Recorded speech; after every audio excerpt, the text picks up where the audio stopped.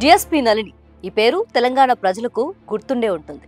రాష్ట్ర సాధన సమయంలో డిఎస్పీగా ఉన్న నళిని నాటి పోరాటానికి మద్దతుగా తన ఉద్యోగానికి రాజీనామా చేశారు.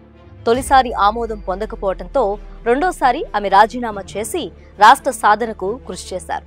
రాష్ట్రం అయితే సిద్ధించింది, కానీ నళిని ఉద్యోగమే కాదు, ఆమె జీవితం కూడా యూటర్న్ తీసుకుంది.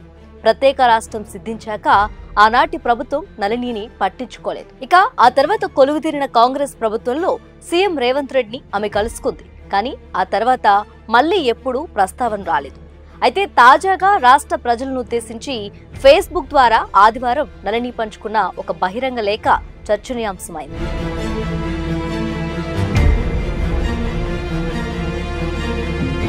మరణవాంగ్మూలం అంటూ పేర్కొన్న సుదీర్ఘ లేఖలో తన ఆరోగ్య పరిస్థితి ఆందోళనకరంగా ఉందని వివరించారు నళిని. తన ఉద్యోగ జీవితం నుంచి ప్రస్తుత పరిస్థితి వరకు ప్రతి మలుపులో జరిగిన అవమానాన్ని, అన్యాయాన్ని కూడా ఆమె వివరించారు. అలాగని ఎవరిని జాలిపడమని కానీ బాధపడమని కానీ ఆమె కోరుకోలేదు. ప్రస్తుతం తీవ్ర అనారోగ్యంతో ఉన్న తాను మరికొన్ని రోజుల్లోనే కన్నుమూయటం ఖాయమని చెప్పారు. తనకు తెలంగాణ సమాజం ఉద్యోగం ఇచ్చింది, కానీ తెలంగాణ ప్రభుత్వాలు తనకు వెన్నుపోటు పొడిచాయని ఇలా అనేక అంశాలను ప్రస్తావించారు. ఒక అధికారినిగా, ఉద్యమకారినిగా, రాజకీయవేత్తగా, ఆయుర్వేద ఆరోగ్య సేవకిగా, ఆధ్యాత్మికవేత్తగా సాగిన తన జీవితం ముగియబోతుందని, తన ఆరోగ్య పరిస్థితి నెల రోజులుగా సీరియస్ గా ఉందని తెలిపారు.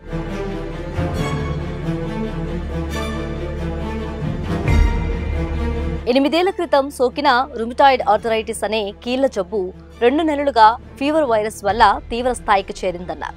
2018లో ఈ జబ్బు రాగా హరిద్వార్ వెళ్లి రామ్దేవ్ బాబా పంచకర్మ సెంటర్లో నెలల తరబడి ఉంటూ తనను తాను బాగు చేసుకున్నాను, కానీ ఇప్పుడు తనకు అంత దూరం పోయేంత ఓపిక, డబ్బు లేదు అని పేర్కొన్నారు. ఇక తన గతమంతా వ్యధభరితమని, తెలంగాణ ఉద్యమ పోరాటం వల్ల తన నిలువెల్ల గాయాలే అయ్యాయని తెలిపారు. రాజీనామా ద్వారా నాటి ప్రభుత్వం పనిన పద్మవ్యూహంలో నుంచి బయటపడితే డిపార్ట్మెంట్ వెన్నులో సస్పెన్షన్ అనే బల్లాన్ని కసితీరా దింపిందని అన్నారు. సహాయం చేసేవాడు కనిపించక నొప్పిని భరిస్తూనే 12 ఏళ్ల అజ్ఞాతవాసాన్ని అనుభవించానని, ప్రస్తుతం యజ్ఞబ్రహ్మగా వేదయజ్ఞ పరిరక్షణ సమితి సంస్థాపకురాలుగా ఎదిగినట్టు తెలిపారు. తాను రాజీనామా చేసిన తర్వాత ఇవ్వాల్సిన అలవెన్స్లు 2 కోట్ల రూపాయలు ఉంటాయని, వాటిని కూడా ఎక్కొట్టారని ఆవేదన వ్యక్తం చేశారు.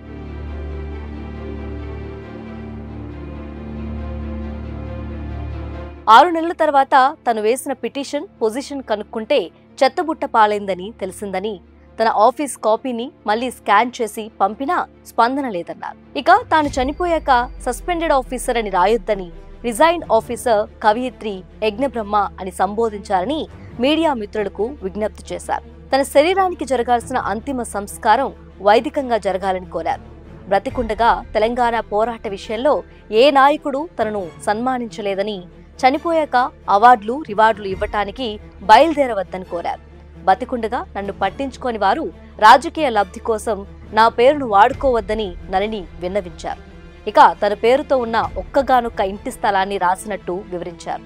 తన జీవితపు అంతిమ లక్ష్యమైన మోక్ష సాధనను మళ్లీ జన్మలో కొనసాగిస్తాను అని నళిని ఆ పోస్టులో పేర్కొన్నారు.